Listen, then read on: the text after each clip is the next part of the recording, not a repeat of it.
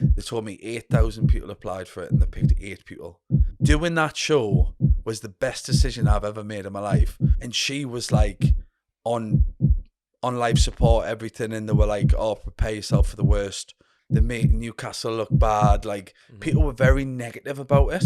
And then we started asking the nurses and stuff, and they were saying, like, look, we're basically keeping them alive now. You just need to make the decision to turn the machine off. So today we've got special guest James Tindale, fitness coach, reality TV star. Everyone watching this will 100% recognise who you are. Yeah, I've been around the block a few times. Like, how you been, mate? Really good. All yeah, good. Yeah, all's good. What I want to know is, there's a lot of for the select few who don't know who you are, mate. Right? I didn't want to say how did it all begin, but what I want to know is your childhood. What was that like for you?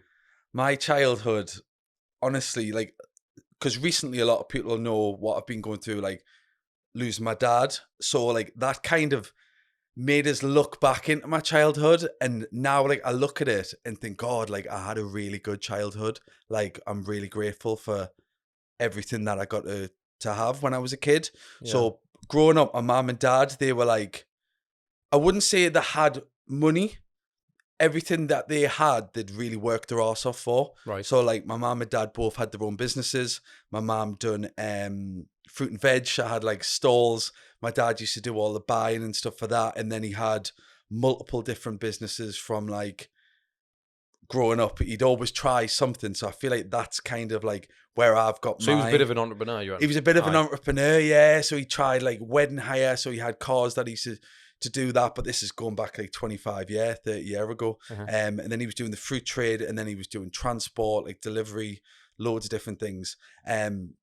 So like growing up, I kind of seen them, like I look back now when I watch and I think, God, like everything that we had and they worked for, like was for us and was to have a better life. Right. Like no one in the family or like their parents or anything came from money. Like no one had degrees or no one had like nice cars on the drive, big posh houses, anything like that. So then to see them work and then get a lot from it and like give us the life we had.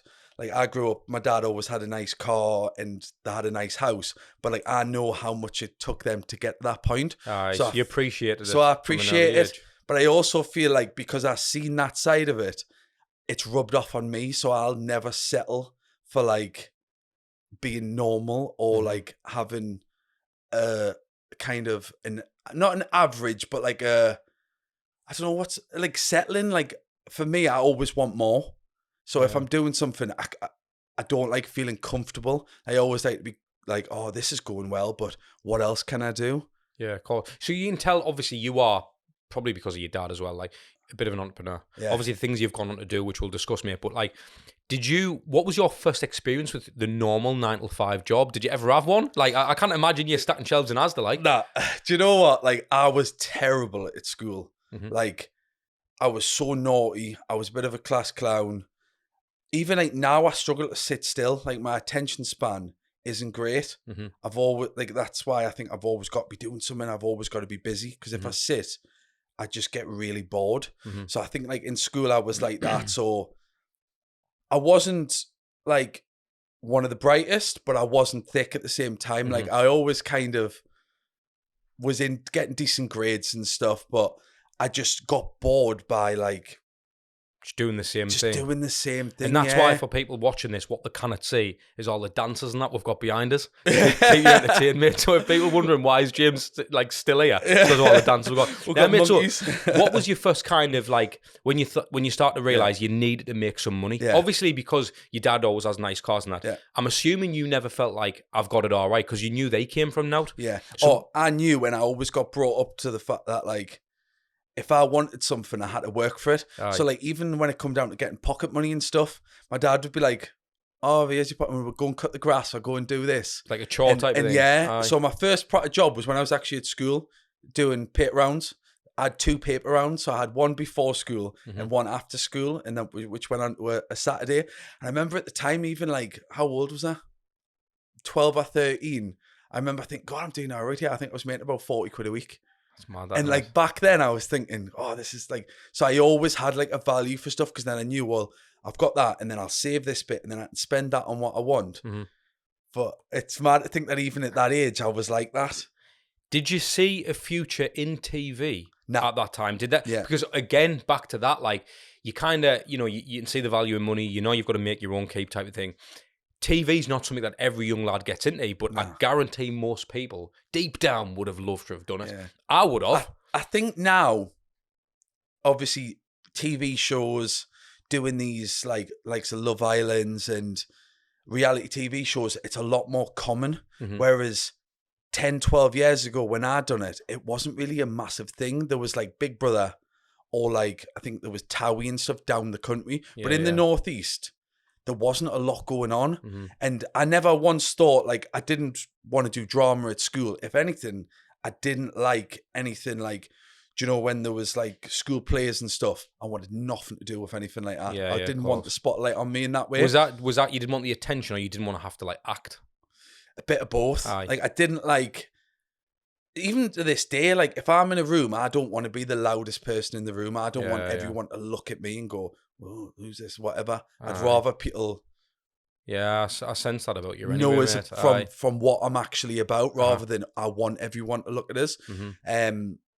So yeah, it didn't really. It was never crossed my mind. I never went, "Oh, I want to leave school and I want to do TV." Like that wasn't about me. But I knew I didn't want to go to university because I knew. Well, I didn't know 100% what I wanted to do, and I knew that I would probably end up changing my mind along the road. Yeah. I wasn't worried about not knowing. I wasn't worried about not knowing what I wanted to do. Yeah. But I was like, well, I'm not going to go to uni and then study something that I know I'm going to get bored in. I'm going to end up in debt, and I'm going to be paying that back, and it's probably going to be pointless. So at the time, I went, right, what would I rather have? And I remember, as I said before, I love keeping busy. So I liked working with my hands. So I wanted to become a joiner. Right. Because that interested us in like building work and stuff like that. So I went to college, became a joiner. Because I was very confident, I managed to get jobs really quick as well. So like in college, you'd be there for a few months. You'd go out on placement or start an apprenticeship. And they were quite scarce. There wasn't a lot of them. But as soon as people come in looking for an apprentice, I just must have had this aura about us and confidence, and I always got the placement. So I started doing that, and I was doing kitchen fitting, loft conversions, all that sort of thing, right? And at the time, I loved it, but I always knew. Were you happy with the money as well? No, the money was absolutely terrible at the time because I was an apprentice. I get that. So I was making next to nothing. Like I was lucky that I had a boss that would give us a little bit, because not all of them have to. But was your mind when you were doing that apprenticeship, were you like, right, I'm going to do this, I'm going to get me tickets, I'm going to build a business, or were you like, I'm just going to be a joiner for someone? Or did you have that entrepreneurial mindset then, like, I want to work for myself, I want to build something bigger than me? Like, how did you feel? I always knew that I wanted to work for myself. Did you? But I knew that I had to learn the trade and obviously get my skills up before I made that leap. So that's what I thought I was going to do, because I'd never been able to take instruction from people. Even like when I was doing my apprenticeships, I would have arguments with the bosses sometimes and stuff, because I didn't like being told what to do, what time I can do it at all. I think it's a common thing for people like us though, isn't it? It is. I think you need structure, you need like your routine, because if you fall out of your routine, you're lost, or you hate being told what to do and you want to do everything on your own time. You're your own boss. You pick and choose when you can have off work, go and work. Yeah. You don't have to worry about booking holidays and stuff. And I was always that other person. Yeah, I'm the same. Like, but that comes with a cost, and the cost is you need to kick yourself up the arse at 5 a.m. to get up and work. Well, that's the thing, and no one's saying you got to be here for 9, because if you didn't go for 9, you're not going anywhere. Yeah, but you just didn't make any money. You end up being broke without. Yeah, do you know what I mean? So, and that's happened to me before. So it's 100%. Like, have you ever been on that path where you've been like, actually, do you know what? Like, I might end up with nothing here. Like this is a bit sketchy. Like, when did that ever happen to you? I feel like pretty much all the way through before I got on TV, I was making ends meet, and I was working double jobs and stuff. So I was doing my joinery stuff, and then I was working in bars on a weekend. Yeah. And at the time when I look back, it was making coppers, but it was enough to kind of see myself by. But I was always like, I would never just focus on one thing. I would always make sure I had different backups along the way. Different streams of revenue, effectively. Is that what you were... Different streams of revenue, but at that time when it was like not really actual, like a lot of money, it was just like little bits. But I liked to be able to go to the shop and buy myself nice clothes or have a decent car at the time. Like I always like was driven by things because I'd grew up and I'd seen things and I'd realized through my parents that, do you know what, having a bit more money and not having that worry around it, it can make your life so much easier. Yeah. So obviously you're working in bars. Yeah. We all know being on TV and stuff's going to, you know, bring a lot of people around you. You're going to have a lot of fucking people who don't even know you, who just want to be part of your life. They're going to think you've got loads of money when they haven't got a clue what's going on at the start. When that happened, and I want to actually talk about how you got on the show. Yeah. But it's not something I want to focus on, but I just think people need to know. I also want to know, when you're working in bars and you've got these other streams of revenue and you're doing all these things and you know, you wanted a nice car, you wanted this, that, and the other. Like, did that come with any sacrifices? Like, did you lose mates along the way just because you were the lad with the flash car? Or do you know what I mean? Were you interested in pulling birds all the time? Because I know that Geordie Shore is, you know, you can look at that and go, these lads they're just pulling birds every night. Yeah. Or is that actually not the case? Like, I feel like, especially when I got onto Geordie Shore, even just before that, I was spending a lot of time in the bars and we were going out a lot. But I feel like that's just what young lads do anyway. Yeah, like, that's right. When you're 18, 19, you're like, right, we'll go out at the night, we'll try and get some birds, whatever. You didn't know what else. That's what everyone wanted to do, especially back then. And then that's kind of where Geordie Shore just fell in place for me. Like, I was in a bar, I was working, they come in casting, and I'd heard talk around like the town and that there was this show, but and when you heard it though, were you like, yeah, I could do this? Or were you just like... Not even massively. Like, I had mates that had been going through auditions for it. Really? And I was like, yeah, like I could do it. Like, I wasn't like, this is what I need to do. It was kind of like, I actually think I got talking to producers because they came to meet my mates. Right. And then I just happened to be there and they just happened to think I had more about us. Were your mates? But that was always because when I was younger, I used to go to the markets with my dad and stuff. So I was always talking to people. I knew how to hold a conversation. Well, you know how to network, didn't you? And I knew. I remember looking at this girl at the time, and I was actually thinking, like, I treat talking to her as if I was trying to like crack on with her. Right. Okay. And this is at like 18. Like, I was, even though she was probably in her 30s or late 20s, I was looking at her thinking, right, I'm just gonna. Was she the producer? She was one of the casting team, and I was like, well, I want to make an impression on her. So you tried to pull her? So I tried to pull her, basically. What happened? Tell us. But it worked. So she just asked us loads of questions, and I was just selling myself, and then I was giving her like drinks and that, and it flowed. And then the next day, I remember I had a message from her, and it was like, oh, we really liked meeting you last night. Would love to get to know you a bit more. Are you free to have a call? So on the phone, I remember I was in my mum and dad's house in my bedroom, and the phone went, and I was just like lay on my bed talking to this lass. But I treated it as if it was like someone I was cracking on with. Yeah, and it was like, oh yeah, like I'll come and see you, blah blah blah. This is what I'm about, like selling myself a bit. And they were like, oh, we're coming for like on camera like meeting and like audition, but they didn't actually call it an audition at the time. I remember I got a jury's in Newcastle, and I walked into the entrance, into the reception, and there was a couple of people there, like young people who I recognized from going out in Newcastle. And like, I remember one of the lads, Ricky, who actually ended up coming on it later on, he come down the lift as I was getting met to go up, and I was like, oh, he must be one of the lads going for it. So I was like, right, okay. And then I went and done my audition, and I knew it went well. But when they told us that I'd got the show, that was probably maybe about 2 weeks later. Like, I was just like, oh, all right. I kind of didn't expect it, but and at the same time didn't know what I was getting into. Who had you told? Had you told your mates who'd applied? Had you told your mum and dad? Like, I know you've got to keep things under the wraps and stuff, but like, had you told your mum, were you like, hey, I might get on a show, yeah?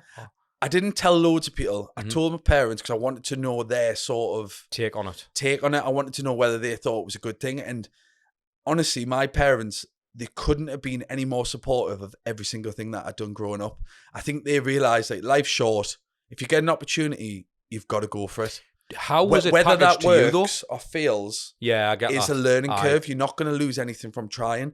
But if you don't go for something, later on down the line, you might look back and go, I could have watched them on Geordie Shore living the dream. It could have been, oh, do you know what? That could have been me, that. So you thought you might as well put yourself in the running and say what the crack is. Yeah. How did they package it to you? Like, what were you telling you? I'm going to get on a show and I'm going to get loads of money? Or was it like, I'm just going to fucking gone on this like, how did they package it to you? Like, James, want to come on telly and do what? Yeah, so they pretty much sold it to us as if, like, you're going to live in a party house in the centre of Newcastle. You're going to go out every night of the week. We're going to follow your normal life. So, like, you lads, you just go to the gym, you eat well. So we'll take you to the gym, you go for sunbeds, and, like, it was just everything that we'd done anyway, but, like, every day. So we were like, oh, class. And they were like, there's going to be 4 lads and 4 girls. You're going to live in this £1 million house in Jesmond. And we were like, oh, £1 million, bloody hell. We're like, go on then, we'll do it. And then I remember the first one, we got told it was a pilot. So we didn't even know that it was definitely coming out on TV. So I feel like because we knew that, we didn't have any restrictions. We didn't hold back. Mm-hmm. Everything we'd literally done 100%. Like, because them episodes were mad, weren't they? Them first ones, it was like, we used to call ourselves like the gerbils, and they were the scientists. So we were the gerbils inside of the cage, the house, and they were the scientists sat in the room with the headphones on, listening to what we're saying, logging it and stuff. And even back then, like, when you film a TV show, there's storylines and there is some sort of structure, but we weren't aware of that. So when they were coming in, and, like, I remember there was one time it was like me and one of the lads had to go to work, and we had to be up early because they used to make we do daft jobs, and for some reason our alarms didn't go off, and it went out on the night before. And looking back on it now, like, it all makes sense, but, like, we'd set the alarms that we're filming, setting the alarms before we went out, we put them next to our beds, and we went out and we got pissed, and we knew we had to be up early. And then we woke up and we'd slept in. We're like, oh, the alarms hadn't went off. We're like, oh no, what's going to happen? And then, like, this boss come in, and she was like, oh, like, we need to decide whether you're going to stay at the house, you might have to leave. And we thought it was so real. We were like, oh my God, we're nearly crying because we thought this has been so good. If we've got to go home now because of the alarm, the alarms, like, oh, we're going to be gutted. But thinking back on it now, like, I know for a fact the maid would go out, the producers come in, turned the alarms off, knew we'd come in mortal drunk, wouldn't check them. All for a reaction. Yeah. And we knew, like, even though we thought the boss was so real back in the day, technically they were playing a part. Yeah, they had, like, a brief before they went in, and they knew, right, this is what you've got to tell them today, this is what they're going to do. But we actually thought, like, oh, that's our boss, we've got to do as she says. Like, we wouldn't dare say anything, like, out of term, anything. So it was like, it was mad. But as obviously times went on, I've done so many of them. It's been like 12 years now, which I didn't expect to do. You're still gone in the slightest. I know. James, how did you feel when you first did that? You know, when you start getting recorded, you had all the cameras around you and stuff. Like, did you, as a lad, because I know I've seen you on TV, millions of people have seen you on TV. You come across very confident. You know, you can tell you brought it well. Yeah. You can tell anyhow, to be fair, mate. But like that, like, you come across very well. Of course you do. You did some daft shit. Yeah. You know what I mean? But people do daft shit anyway. Yeah, we all not do. On camera. But did any part of you as a lad feel like this is the wrong fucking decision, or I'm really nervous, I'm a bit shy than what I thought? Like, what did you learn about yourself? I was nervous going into it. I still remember my day. I still remember getting picked up in this car, and I was driving over the Tyne Bridge, looking over the water, thinking, God, I'm going to film this TV show. I just didn't have a clue what to expect, didn't know who was going to be there, didn't really know anything about it because it was all brand new to us, and I was so young. But I just thought, do you know what? This is what's going to happen. I'm going to embrace it. I'm going to try and enjoy it as much as I can. If I don't enjoy it, then I haven't enjoyed it. I just don't do it again. Mm-hmm. But doing that show was the best decision I've ever made in my life, for not just like financially and kind of where I've got to and opportunities I've got off the back of it, or because I've put myself out there more, but I feel like I really grew as a person. Yeah. So before I'd done TV, hadn't really travelled.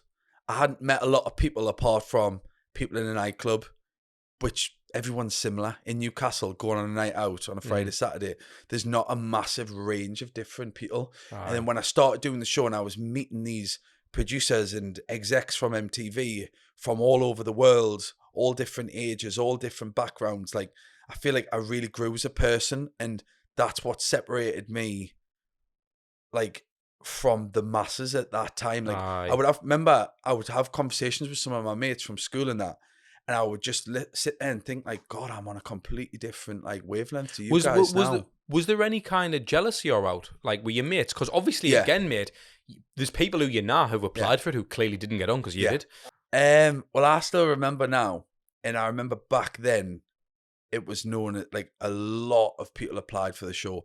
They told me 8,000 people applied for it, and they picked 8 people. So like just from one area, that is a lot of people. From one area at a certain age range, it's loads of people. And I still remember to this day, like there was a big backlash at the start, and how do you mean? Like we were getting they made Newcastle look bad. Like people were very negative about it. When really, if they had had the opportunity, they would have done it. They're going out anyway, so like, why not get it filmed? We didn't even get paid for the first one. It was like an experience. Yeah. And there was obviously people going, oh, this and that, and just looking at anything they could to try and spin it to be negative, when we were living our best lives. Like we were trying to create something and just have a good time. Yeah. But there was always going to be negativity, and there was a lot of my mates were like, oh, was it good then? And like you could just tell by the tone of the voice that they were like trying to put a dampener on it, when really, I know myself, if someone's doing well around us, I buzz off that. Exactly. I want we're all to be doing well. I want we're all to be doing stuff. And if someone is struggling or like that, I'll try and like say like, oh, like what you got on, what you want to do, is anything that I can help you with, whatever. Yeah. Some people aren't like that. And I feel like even on social media and just day-to-day life now, people have different mindsets. You either look at someone doing something and think instantly like, do you know what? That's good. That if he can do that, I can do that. How did you deal with it though? Like, did you just go, right, I'm gonna have to cut them people out, or did you just be like, look, mate, it is what it is? Like, how did you deal with it? I feel like I've had different stages in my life where I've had different groups of friends. Okay. So when I first started on Geordie Shore, a couple of the people who obviously wanted to do it, I actually brought them either into the show as my friends, so they kind of felt a part of it anyway, going to house parties and stuff, or some people just kind of distanced themselves from us. But because I'd become so busy anyway, I didn't really notice it or let it affect us, because I was too busy doing my own thing. But obviously my close friends that were happy for us or whatever, I would bring them in, get them involved with it. I started getting booked to do nightclubs. Us lads, we were doing nightclubs every single night of the week, up and down the country. And for us then, we felt like rock stars. We were going to these nightclubs. You were bringing your mates in who weren't even part of the show and that? I was taking all my mates there. It was free drink all night. Hotels were covered. Travel was covered. Obviously, I was getting paid a fee for doing it as well. And we'd go there and there would just be thousands of people. The nightclub would be full, and it'd be full of girls. So like they'd be with me. The girls would want to come in the area. So like all the lads kind of lived that lifestyle with me, and they loved it. Like even looking back now, like when we have a catch up, like remember when this happened down at such and such, like it's memories that they still remember now. Did you ever feel like people tried to tag on to you to get on the show? Massively. Did that happen? Yeah, so I was going to say, like, it's almost like you've been given a golden ticket and people like, I want a fucking bit. Yeah. Like, what happened there? Can you talk about any experiences where that's happened? I just feel like people want to be around you, especially when they think you're doing well and they can gain from it. So, like, some people just want to be part of the ride. They're happy for you, and do you know what? They'd be there anyway, regardless if you were doing well or doing bad. Aye. But some people kind of see someone doing well, and it's like a magpie to something shiny, and they go, oh, well, they're getting free drink. I want some of that free drink. I don't want to pay for my drink or whatever. Like if they're going to a club, I'll come with them. Did you feel the pressure yourself though? Like, well, I'm the one out of our group now, so if I'm going to Vegas, I'm gonna have to pay for the lads. Like, or was that never a thing? Like, not really. Do you know what? I've never, and I'm very grateful for the way I've managed to keep level-headed, and I've never looked at myself and compared myself to anyone who I was with and been like, I'm better than them, or like, do you know what? I'm the boss here. Like, I need to be doing this. I need to be doing that. Obviously, when things were going on, like doing the clubs and stuff, I remember one of my mates lost his job, and I actually took him under my wing a bit because he'd just been sat in the house on the dole, and he was my driver. He was like driving us to the clubs. That's meant that. So you give him a bit of getting a job. A lot of enjoyment out of it. I was paying for the petrol, giving him a bit of cash, paying for his food when we were on the road and stuff. And it was unreal. So like getting stuff a good like time and stuff, getting paid. Yeah, and then I've got one of my mates with us when I'm up and down the country, because if I was doing it on my own, it would have been lonely.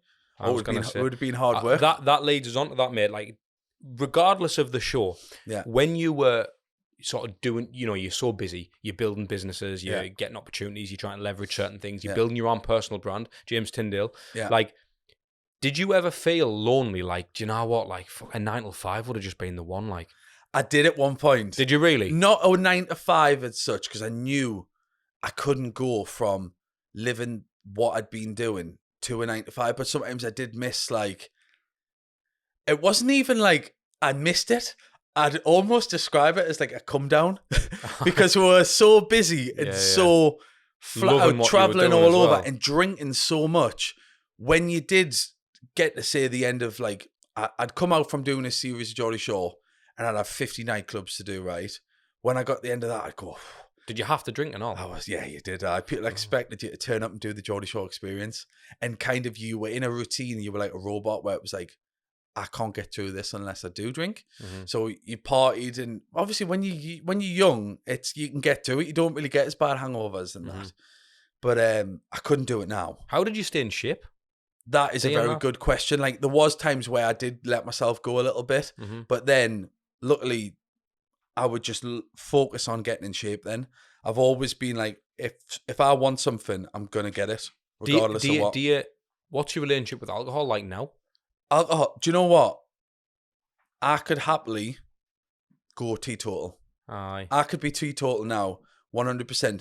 The only time I drink now is if I'm filming, if it's a special occasion, like a party, a birthday, whatever. I don't even drink on Christmas. It's crazy, mate, right? Because obviously I know that when you hired me to do some work with you and stuff, videography, content and stuff like that, I remember turning up on shoots with you and it was almost like you didn't drink anyhow. Like, because you were always fresh as fuck. You were there early. You were on it. Yeah. And I was like, and regardless, mate, I know how long have I known you now? Been a while. Few years. Like, and probably I remember 3 or 4. Yeah, mate, and I remember then thinking, like, you weren't what I expected. What I'd think a normal reality TV star would have been. Not at all. Fucking hell, he's on at him. Like, do you know what though? I feel like, and I'm very happy that I am the way I am. I'm a take it or leave it guy.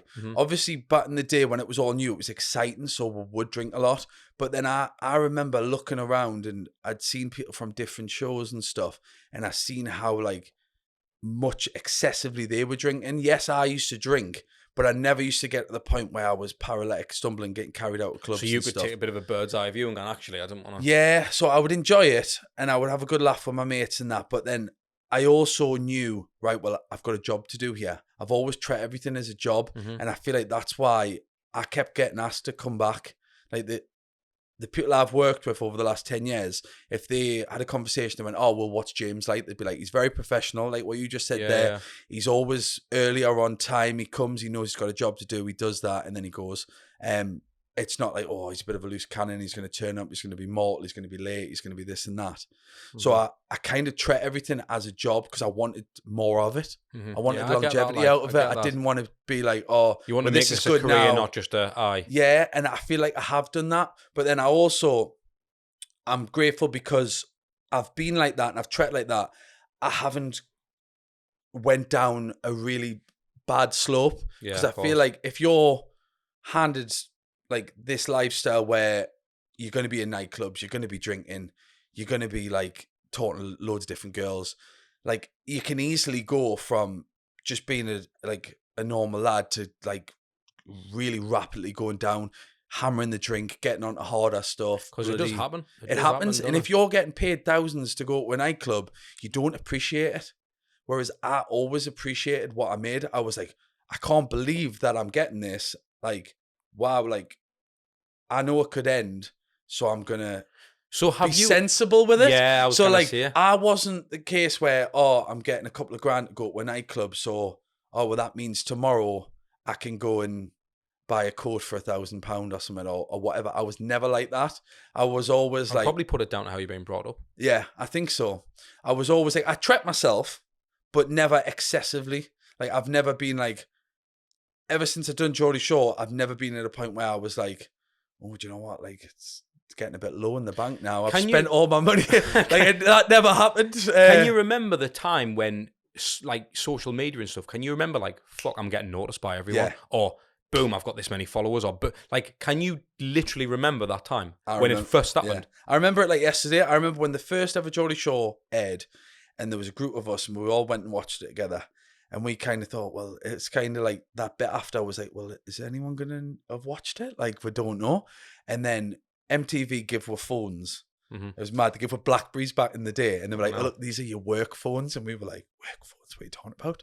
And I was just like, "Are you paying for the contract?" Like I was buzzing, and then we started the set up at Twitter.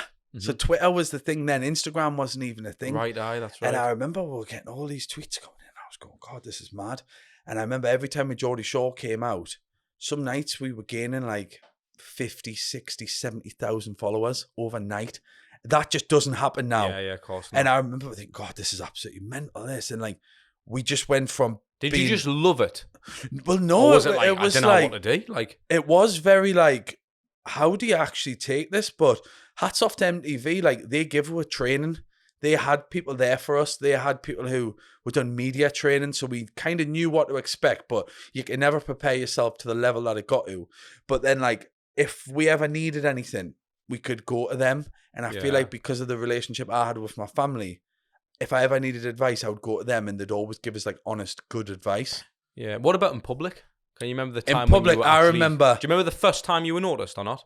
I don't know about the first time, but I remember walking down the street, me and the lads, and there was actually people like, you know, like work lads in vans and that winding down the windows and shouting, Geordie Shore and like shaggers and stuff. And like everyone just thought it was fucking class.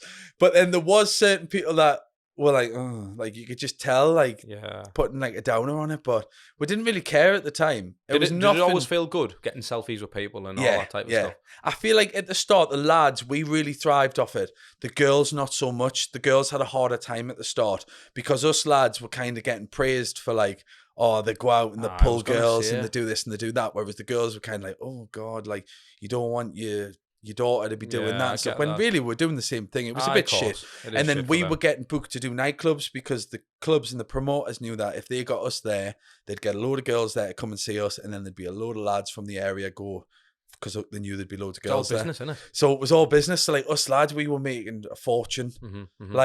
I'd struggled to be able to do what we were doing back then because it was so. And what are you talking when you say fortune, right? Are you talking like a couple of grand a night, like a PA, and you're doing 50 on the bounce? Yeah. Do you know what I mean? So it's mental, isn't it? You're getting 2.5, $3 grand a night, but you're doing across the year. So you might get paid, for argument's sake, a couple $100 for just getting fucking off your trolley. For doing what we used to do and spend money on doing. So what I want to ask you is, because I know, again, back to your upbringing and stuff, and you've always appreciated nice things, the value of money, work and paper rounds and all that good stuff, mate. Have you ever just spunked your money on some stupid shit? Have you ever been young in that sense? Or have you always been like, nah, I want a nice car, but I can afford it? Or have you ever been like, I've bought a fucking Rollie for 80 grand. I can't believe it. Like, do you know what I mean? Like, do you know what I have? Even to this day now, like I stop myself from buying stuff which I know I could go and do. Like I've never lived beyond my means, and like I remember, like I bought for my age at the time. I think I was 21, and I remember it was like an achievement for me because I was always into my cars, and I actually remember I got a new M3. I think it was about 60 grand at the time. And I remember ringing my dad, and I was on the way down, like I'd already said I was getting it and that. And I was like, do you think it's a good idea? And he was like, just do what you want. And like, I kind of would be like, oh, is it? I would weigh things up, but then I wouldn't like stretch myself overly. Yeah. Like at that time, I remember there was people in reality TV, like buying Ferraris and Lamborghinis and stuff. So what? Just to be able to post it. And I get that. And I do think there is ways you can use like a car or something of value to benefit you. Yeah. But 9 out of 10, it's just going to end up becoming like a liability, and you're just going to be paying a fortune for it. And I wouldn't like to be overly flashy. Like, I feel like sometimes if you are too much, then you can kind of target yourself to get a lot of negative backlash. Like, there is going to be more people look at you and go, oh, well, why should he have that or whatever? So what kind of, like, for instance, a lot of people are going to look at you on social and going, well, he's got this or he's got that. I get you've did everything you've did to get that, and you've worked fucking hard, mate. 12, 13 years on doing this shit, mate. Yeah. Doesn't really happen, does it? So it never happens. So that's why I appreciate it, because I know majority of reality TV stars, they get a shelf life. They get 5 year? Nah, I was going to say 6 months. They get 6 months peak. Yeah. And then after that, then maybe get another year. And there's a new batch on the next show. It's slowly it's slowly falling, and then by the time there's another 2 seasons come out of whatever, they're kind of old news. So what would you say to the lads who were looking, or the lasses who were looking at you on social, but they're not in your scenario, but they see the stuff you've got, and you're like, well, he's in the gym, he's training at 2 o'clock in the afternoon, I've got to go into work. So then you know, have you heard of that phrase? I was on a podcast the other day, mate. I was a guest on someone's show, and he was like, I'm wearing Dior, but I'm sleeping on the floor. I fucking loved it. So do you know what I mean? But what do you think? What do you think? Do you know what I mean? Like, how would you say to them? Like, would you say, look, Graft, save dinner? Yeah. Because every 21-year-old, mate, right, wants that nice car. Everyone wants the M3. So how do you not get it on tick when you can? You know what I mean? Like, it is tough, especially when there's people like you milling about. I know. You know what I mean? It is a hard one, but I also think as well now, like, it is so much easier now to market yourself and put yourself out there and grow a business than it was 10 years ago. Like, I had to go on TV to like give myself that platform. Whereas now you can just do some TikToks, or you can do Instagram, social media, and you can get yourself a following, but you have to be very consistent with it. Whereas back in the day, that wasn't a thing. Like, you had to have been on TV or doing something. And I just think if you apply yourself to anything now, you can get it if you want it. Yeah, I know. And that, I would say, like, to be fair, mate, and this is not just me blowing smoke, like, I think it's credit to you as a person, because yes, of course, Geordie Shore's give you a bigger profile, but you didn't know what you were getting into. Nah. Like, and that's like entrepreneurial as fuck, because you've jumped on a thing where you think this might not, I mean, you've just said yourself, you've done it for 12 years and you think the shelf life's 6 months. So back in the day when it wasn't happening at all, there was a good chance you could have did a show and been a joiner the next couple of weeks. Yeah. So, and like, I was ready to, and you were ready to do it. And that's what I'm saying. And you'd seen it. You'd seen people, you know, there was Big Brother out at the time and things like that, but it wasn't really going on. There had to be the select few who even made it off them shows. Yeah. I think when you get offered opportunities in life, you have to take them, because for me personally, if I was to pass on something and then for it to really do well, I would struggle to get over that fact. Me, like, I would be like, oh, that could have been me, or whatever. Or I'd have to then use that as fuel to do something else really, really good. So it wouldn't necessarily, I would be gutted about, but then I would turn it into a good thing. Yeah. So I feel like every opportunity that I've been offered that I knew, obviously I thought about it, that I knew was going to benefit us or had a chance of benefiting us, that the positives outweighed the negatives, I would go for. But obviously there has been opportunities over the years where I've been offered X amount, a lot of money to do something, and I've actually thought, you know what, that actually might do us more harm than it's good. Yes, it might be a nice lump of money, but in the long run, I don't want to be remembered for something like that. Yeah, I want to know about, you know, the conversations that must have went on in your house, because again, you're getting opportunities that people could only dream for at the ages you've went through them, and still even now, mate. Like, but back in the day, certainly when you were sort of coming up and stuff and going through your 20s, how old are you now? 32 or something?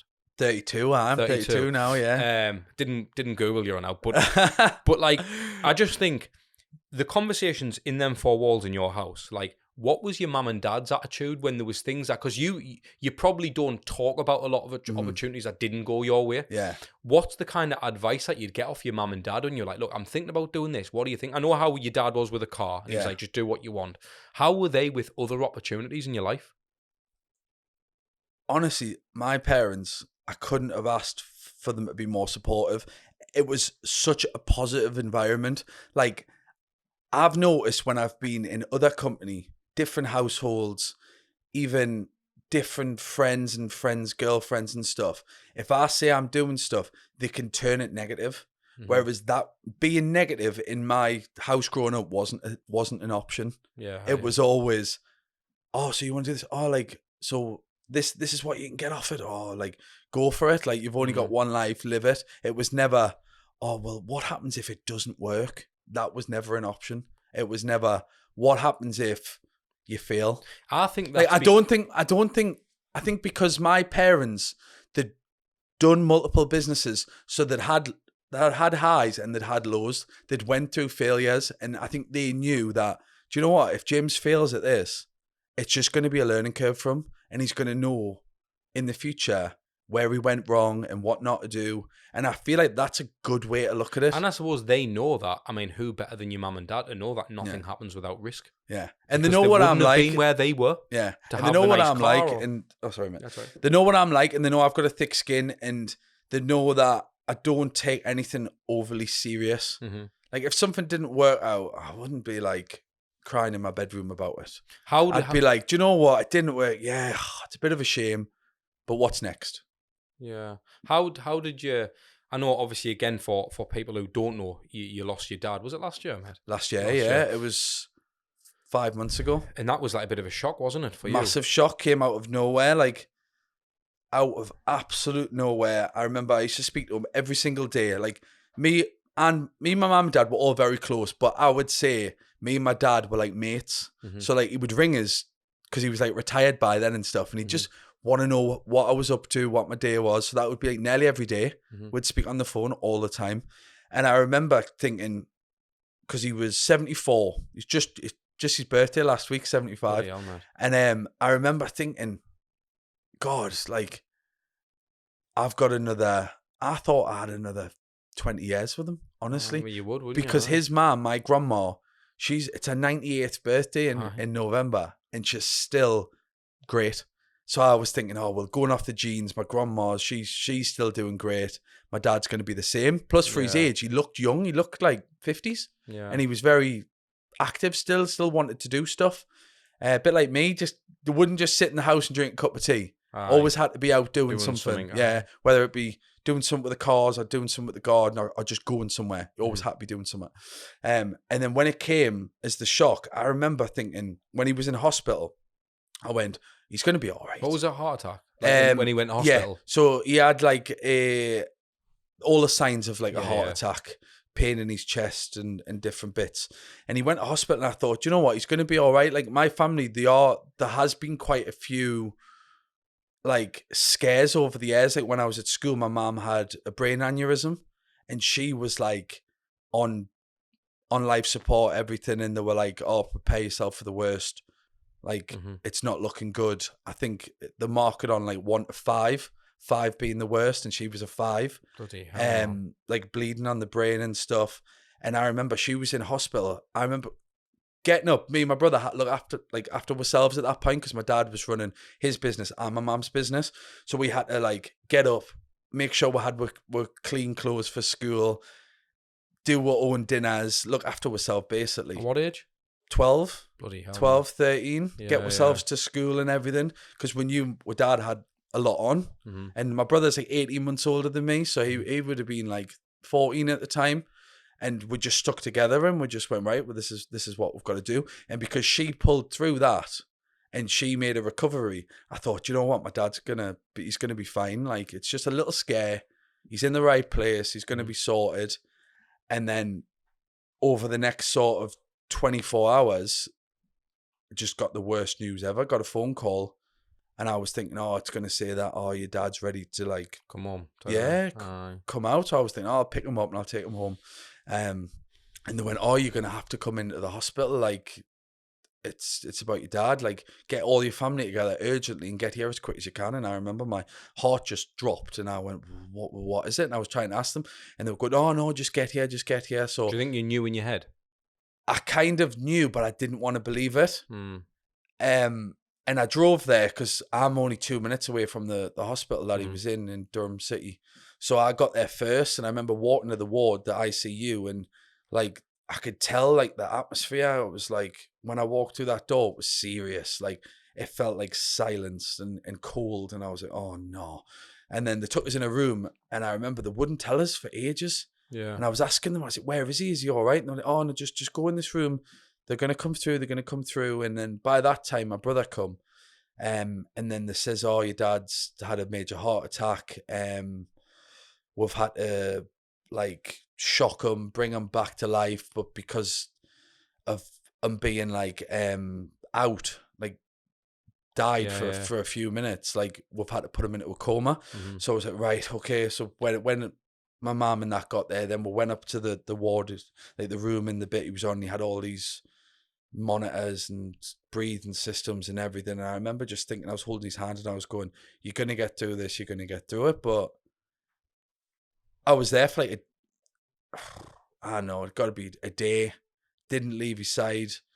And I just remember thinking, God, like, is he gonna pull through? And then we started asking the nurses and stuff, and they were saying, like, look, we're basically keeping him alive now. Like, we're pumping that much into him just to keep him stable. It's not looking good. So I was like, oh God. And then they were like, right, well, you need to make the decision to turn the machine off.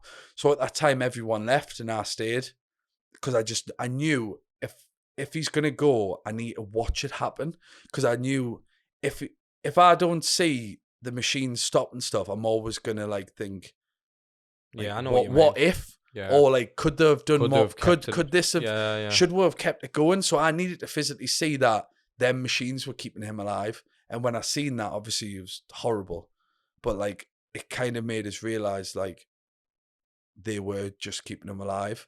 And for months after, it was grieving such a weird process. I think at first you don't believe it, and you're just waiting to get a phone call or go and see your dad or whatever. And then I didn't believe it, and then I got angry, and then I was like, well, why did it happen? What else could have been done? Could he have been like diagnosed earlier? Could they have given him something else? And you start blaming things. And then I think it does take a while to be able to accept it and go, do you know what? This is what happened. And then you start to think back of the good times and you value all of the good times. Because it's crazy, because I remember when it did happen, I remember seeing you shortly after, and it was weird because you seemed fine. It was mad, but then I saw you a few months later and when we went out in your car. Yeah. And then we had that conversation and stuff, and I remember you like, I felt like it was hitting you then. It was mad, mate. Like I wasn't fine. Like I know, and just how it's almost like you had a blocker on. Like, I had a shield. Right. It's almost like you were a robot. Yeah, I had a shield up. My coping mechanism was to try and block it out a bit. But then I always still had that dull pain in the background, like behind my eyes. I just could feel it. I was just like, and then behind closed doors, I would break down. But I'd put on a good front to everyone else. But really inside, I was broken. Like, I think for a good 3 months, I was, from being someone who was always so happy, always so upbeat, positive, to then feeling the lowest of the low, it hit us so hard. I suppose you've got a responsibility as a man, though, to look after your mum now as well. So there's strength from other areas that can come from that situation. Not that it was a nice situation to go through, but you know, you've got to step up. And I always knew, like, right, well, this is, and I knew how much like my dad still loved my mum. Like, they were the perfect, like, still 40 years married, still could tell they absolutely adored each other. So I was like, right, I owe him to look after my mum and make sure she's all right. So that's what I've been doing. And his mum, so my grandma, making sure she's all right. But I think life, it's got a funny way of showing you things. So I remember just before he passed, before that happened, I remember sitting and thinking, do you know what? My life couldn't be any better. I was like, I've got no stress. I've got plenty of work, money coming in. I've got a nice house. I've everything's perfect. Like, I'm very grateful for where I am. And then that happened, and then it was like, wow, like it was like a massive kick in the dick, really. Like, I was just like, shit, like, fuck. It just shows how much should have put into perspective about work and stuff. Because I'm assuming, and again, that you can't predict these tragedies, mate. But I'm assuming you'll have been, you know, I mean, I don't know if you were, but you'll have been unavailable a lot because you'll have been working on the road up and down, traveling. I mean, Australia, all these mad places you go to. How much did you think, I wish I fucking didn't do any of this, I just spent all my time? I know it's not an ideal world. Yeah. No one can just sit there with their mum and dad all their life. But did you ever question, like, I wish I wasn't fucking doing, like, fuck money, fuck it all. Like, I don't want to. Yeah. There was a time, because I do think when you grieve, you go through that thing, you can look at things as if, like, not to blame yourself, but like, could I have done more? Could I have been there for him more? Did he know how much I loved him? Like, did I say to him, I love you, whatever? Did I give him cuddles and stuff? Because you know what I take it as a bloke. You didn't, do you? You're not really that, like, emotional, are you? And you're not like, oh, give him a cuddle and say I love you and that, when really you do. Of course. But I remember thinking that, and then I went, do you know what though? No, I don't think I could have done any more, because he was very much a part of my whole journey.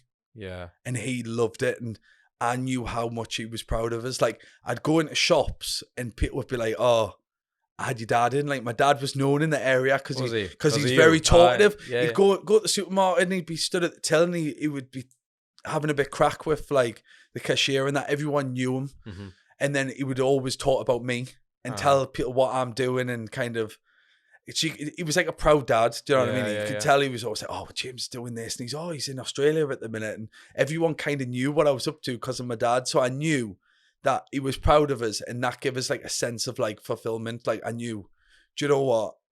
I didn't disappoint him in any way, and there was nothing that I feel has been left like unsettled. Yeah. Like, we didn't ever have any fallouts. Mm-hmm. We weren't like, there was nothing where I go, "I wish I never said this to him," or "I wish we didn't not speak for that amount of time." That was never a thing.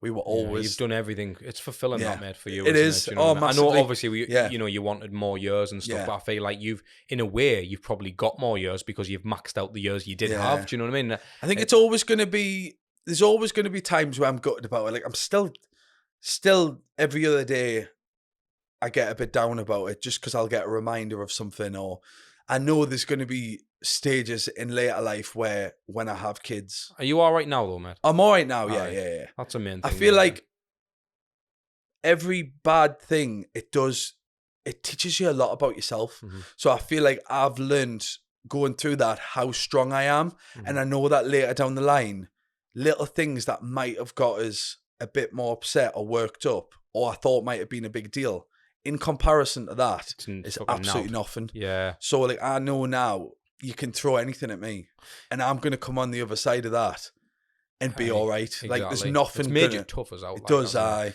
A couple of things I want to ask, mate. One was, while we're on the subject of family, obviously you've got a brother who's 18 months older than you. Yeah. Throughout the journey of this, did he ever feel like he was sort of in your shadows, or was there ever any kind of, "James, man, you're making our family famous. We didn't want to be." Do you know what I mean? Because I know when your dad's getting recognised. I know what you're saying. So me and my brother, we are so close. Mm-hmm.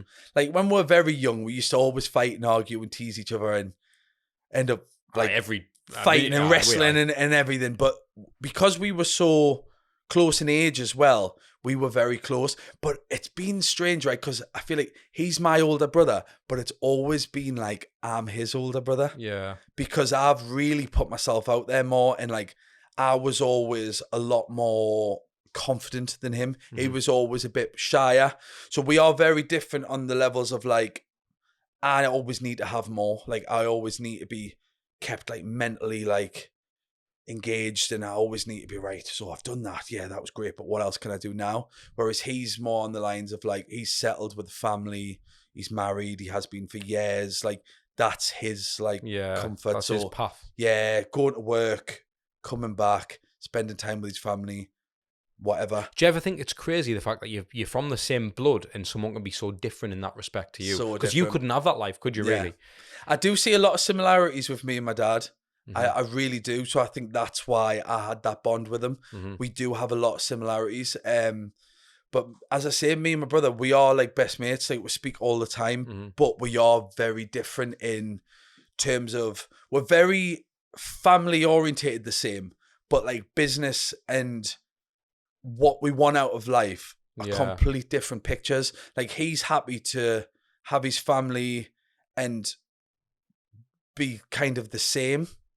Whereas for me, not that I'm saying there's anything wrong with that, but for me personally, just having a normal life doesn't feel enough. Yeah, I get that. Like, I get what you're saying. I'm not saying there's anything wrong with being normal or as long as you're happy, mate. But I just always know I'm happier when I'm busier, when I'm excited. I need excitement. It's like when you're chasing it, isn't it? Yeah. It's like you're growing something, you feel like you're just hitting them goalposts. So you know what I mean? You're constantly moving the goalposts, sorry. Yeah, like, I always want to do more. Like, I'm always satisfied. What is it? I'm always satisfied, but never like fully like, what's the like word? Fulfilled, if you know what I mean. Aye. Like, yeah. It's like going to the gym, innit? Yeah. You go to the gym all the time, but you always want to improve something. You always want to You're improve always looking for it. Yeah, I think that's why I've got so into the gym as well. Mm-hmm. Because my personality is right, you start with something, you want to build it. Mm-hmm.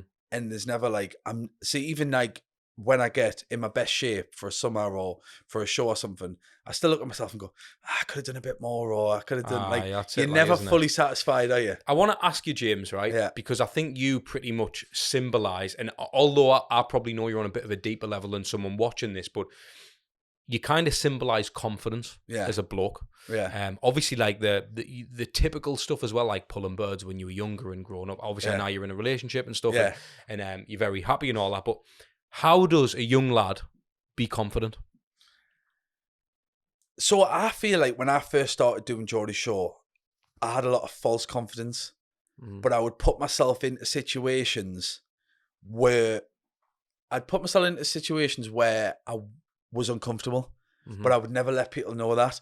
And I think the more you put yourself into uncomfortable situations, the more normal it becomes, and the more confident and the more kind of, comfortable you get in them situations. And I think because I started young and obviously going out and that, and I knew like I wanted just to talk to girls and whatever. And then because of doing that, that's what got us on TV. And then talking to different people and kind of seeing things as opportunities and making the most of it and wanting to leave a good impression, it kind of pushes you to keep doing it. Whereas now you could put me in a room with absolutely anyone, right? I could have never have met them, and I'd sit and I'd talk to them. Like people laugh like when I go places, say I'm sat on a plane, I've got some random person next to us, I will sit the whole flight talking to them. Aye. Because it's just like it's your nature in it. I'd rather put yourself in that put scenario myself there than sit in silence like this for an hour, whereas a lot of people don't like that. Which is probably more awkward to do it the other way. It just sit there on your phone or whatever, just trying to keep busy. But I do like talking to people, and I do like if someone's got a good vibe, I buzz off it. So like if I'm in a room, even just talking to you now, like I get excited. I can feel it, I know. And I'm like, more. Whereas like some people, they'd be like getting blood out of a stone, innit? They'd be like, so this and that. But I feel like because I've always been around this environment, and even before like TV, I was in places where I would go to the market with my dad, and I'd be this little boy, and I'd be hiding behind him. But then he'd have us then talking to people. He'd have us putting orders in and stuff. So I feel like you've kind of been forced into it, haven't you? Like that environment. And so ultimately, for someone to gain confidence, do you think it's more about putting yourself in them uncomfortable environments, but taking risks as well? Because the last thing I wanted to mention with you, James, really was, I know that you've had clothing lines, I know you've had gyms, I know you've had things in multiple different businesses, I know you're into property, I know you're into all these things, and a lot of people, and I wanted to mention, the reason I want to mention that is not to just say, look, you're doing all this magical stuff. It's more about, there's more than just a lad on the telly that goes into this shit. Like that's probably the last thing. That's just keeping your brand alive. Yeah. But I know how hard you work, and I see what you're getting up to. I've worked with you, so I know. The thing with me as well, as I said earlier, like I don't like being too flashy. So I won't be like, oh, well, do you know what? I've just done this, and go on my story and tell everyone about it. There's a lot of things that I've done over the years that people wouldn't have a fucking clue about. I know that. And I don't go into somewhere and shout and rave on about it. That's what I wanted to say, though. You must have experienced failed businesses and that. Oh, massively. How do you deal with that? Do you know what? I've always, as I said, I always wanted to do different things, and I had a lot of opportunities come my way, like because of who I am, though. Not because of being on TV. Like I would meet people and they go, oh, do you know what? I like James. I think you'd be good. I've got this idea. Should we go and speak to him about it? And there'd be different things. So like I had the clothing line, and that, do you know what? And then I had a supplement brand because I was into I've always been into my fitness, and I was a personal trainer from years. And that fitted with what I was doing. But I've also found with me, because of doing Geordie Shore and the TV and stuff, it was hard to always balance things, especially when it was in its peak. So I had the clothing line and I had the supplement range, which were both doing well, but they kind of relied more. I needed more of a team to run them for us, but I didn't know that at the time. I would want to be the one wearing all the hats and doing everything. Yeah, of course. But I didn't look at it that way because I don't think I massively trusted anyone. So I'd be like, oh, well, I'll do this. And then I'd have the designer doing all the clothes and stuff, and it would just be like us two. Whereas really looking back on it now, yes, it done well, but if I had been like, you know what? Actually, we'll reinvest in hiring someone to do this, take some stress off me for when I'm going away filming and stuff. It could have been even more. Yeah. Like, everything I've done is done well, but then it's always got to a point where it's like, do I keep going with this or do I go on to the next thing? And quite a lot of the time I've went on to the next thing. I feel like you're like a bit of an old soul in a way. Like, it's weird talking to you, you know, this, like for this kind of length of time. Because like I look at how you dress. Like, you're quite like different in a way. Like you dress proper. You're not one of these who like I don't know. It's not like you come in, you're just following a trend. Yeah. It's weird. It's but it's almost the opposite of what you'd think someone would be like as an influencer. Massively. Do you know what I mean? Yeah, like, everyone just jumps on trends. They don't really have their own identity. They just do what they think like other people are doing well with. Thought, right? This is what I thought. Yeah. You come up smart as fuck. I was actually going to film you walking out the road. I thought, this dapper cunt. But I thought he's going to be wearing represent. Yeah. He's going to be. Do you know what I mean? You could almost picture it. I thought that's what. And then I'm like, and then when you say you're different, it is almost like you've got this, and I feel like it's heavily connected to your upbringing. Massively, I have a feeling. No, it is. And if I was to give anyone advice, like anyone young or anyone wanting to get into something, don't be afraid not to follow the crowd. If you're passionate about something or you've got an idea, do you know what? These other people, they mightn't have that idea. You might be the trendsetter. You might be the person. So never just solely focus on what everyone else is doing. Kind of focus on what you want to do. And it comes back to taking risks. Go for it. If it works, it works. If it doesn't, you tried it. And do you know what? In 6 months' time, no one's going to go, I remember when you tried to do this and it didn't work. Well, you might get the odd arsehole, but it's because they're not doing it. I like to call people who are like that still. Because they don't progress in life. They always stay at the same level and they don't like anyone else going above them. You get it all the time. But because they're so focused on being negative about other people doing well, they don't progress. Well, no one who does well talks shite about you. Nah. Because they're doing well. Because you haven't got time. That's what I'm saying. You can't happen. You haven't got time. What I mean? You're not saying Jeff Bezos talk shit about it's not happening, is it? Like, he's too busy doing him. But obviously, I know you're coaching, you're doing your personal training stuff. James Tindale. Yeah. Is it James Tindale Fitness? James Tindale Fitness, yeah. So 10 years. Coming up 11 years, I've been obviously you've always been in shape. You've had your own gym. Yeah. Qualified PT. Yeah. You've got clients online. Yeah. You don't do anything in the gyms, do you, with them? Not in the gyms anymore, just purely because I think you get to a point where all of your time is spent on the gym floor. Mm-hmm. So when I had my gym, I was there anyway. So I didn't mind filling my days out with clients because I needed to be there anyway, logistically. But then now, I like to travel. I like to be free. I feel like if I am traveling and going places, I'm more upbeat. Like I'm happier. Yeah, of course. So being able to just coach people online, sending them the workouts. Yeah. And you're happier. I feel like you can do a lot more with your day. Yeah. Rather than just being locked in a gym for 10 hours a day. Like, it's good and it is good money, but it gets to a point where it's like, that is your life. That's all you can do. Whereas I always like to be, if I can do my coaching and then I can be, I don't know, well, I'm going to Dubai, aren't I? Aye. So I can be in Dubai. Anywhere in the world. I can be doing my coaching. So I can be coming doing podcasts like this. I can be rubbing shoulders with new people. Like, I know for 1,000,000%, just because of how my life's went over the last 10 years, I will go to Dubai and I will meet someone and that'll have massive influence on the rest of my life. 100%. I know for a fact 100%. it will, because I know I put myself into them situations and I know I come across genuine and likable, that people are going to want to spend time with us. And that's what it is. And I said it on a podcast, mate. It's about doing things with the right intentions. I flew to Dubai, didn't have a clue, didn't have a plan, just knew I wanted to do this fitness thing. I wanted to create content for people who were class and wanted to grow a business. I went over there, I made some unbelievable connections for life, 100%, and it's got us to a certain stage now where I can sort of build out and grow and help more people. And I feel like you're going to do the same thing, exactly what you're doing in fitness. For Derek down the road who wants to get trained by you, what have they got to do? They just go on one of my socials or jamestindalefitness.com. I've got a quick questionnaire, fill that out, and then I'll get in touch and we'll go from there, really. James, I plan everything out. Like, I'm not one of these coaches where, like, I haven't got a team in the background doing them. Yeah. You're speaking to me. Like, it's actually we're working together. Yeah. Yes, it does.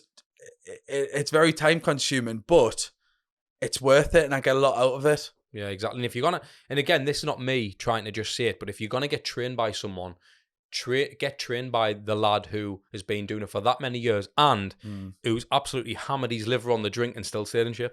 I know. Think of do it you know that what way. though? If you can do it, I sometimes think like I am in good shape, but I think like God, I've always got myself in good shape. But imagine if I hadn't have partied. Like I do sometimes think like if I hadn't have done Geordie Shore, now what would my life have been? But I know I would have had a business, or I'd probably be in a similar situation to what I already am in. You can tell. I can tell. That's why I said it earlier on about the show. Yeah. I think the show's put you on the map a bit. Yeah. But as a name, not as a person. Do you know what I feel like? The main benefit I've got from doing the TV is the memories, the experiences. Like I know in life now, I'm not going to look back and go, oh, should I have done that? Should I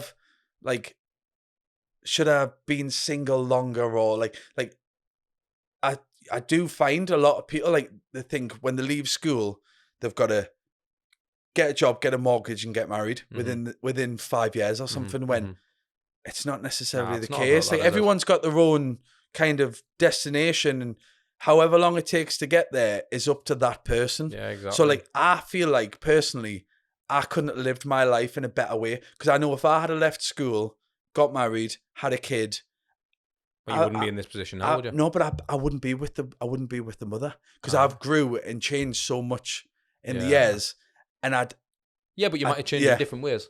It's hard to say, isn't it? But no, but what I'm getting at is I feel like I'm at this point in my life where I don't look back and think I've done something wrong. Like I feel like I'm at this point and I'm happy with how the last 10 years have been, but I'm ready to kind of keep going and see what happens next. James, it's been an absolute fucking pleasure, mate. Yeah. Thanks for your time, my man. It's always good, mate.